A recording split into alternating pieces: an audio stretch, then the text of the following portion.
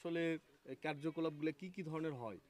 এটা একটু বলবেন ১ম এ। আসলে এই ক্রাসোনা ফাউন্ডেশন ও পাঠাগার প্রতিষ্ঠাতা লগ্ন থেকেই দরিদ্র, অসহায়, নির্যাতিত, নিপীড়িত মানুষের পাশে থাকার চেষ্টা করেছে। আপনারা দেখেছেন বিগত দিনে সেই সুদূর গাইবান্ধা থেকে শুরু করে বাংলাদেশের ৬৪ জেলা আমরা আমাদের মানবিক সেবা পৌঁছে দেওয়ার চেষ্টা করেছি।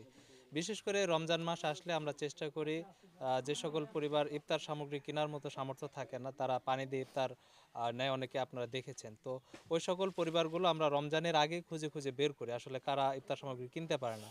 সেই সমস্ত পরিবারের মাঝে আমাদের মানবিক উপহারগুলো তুলে দেওয়ার চেষ্টা করি এবং প্রত্যেকটা ঈদে আমরা ঈদের বাজারগুলো যেমন লাচ্চা সিমাই থেকে শুরু করে এগুলো দিয়ে থাকি। এছাড়াও যে সকল রাস্তাঘাট চলাচলের অনুপযোগী সেই সকল রাস্তাঘাট আমরা মেরামত করে চলাচলের জন্য উপযোগী করে তুলি। তো এরকম নানান মানবিক কার্যক্রম আমরা হাতে নিয়েছি এবং প্রতি বছরই আমরা এরকম মানবিক কার্যক্রমগুলো করে থাকি।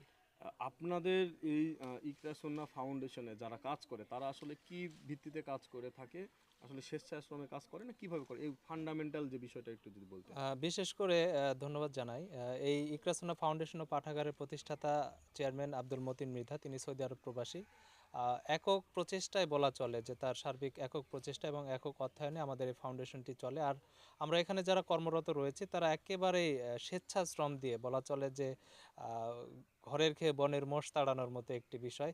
তো আমরা দেখি যে আমাদের ছোট্ট একটি স্যাটিসফাই যদি কারো মানবিক উপকারে আসে, তো সেই চিন্তা চেতনা থেকে কিন্তু আমরা মানবিক কাজে আমাদেরকে নিয়োজিত রেখেছি।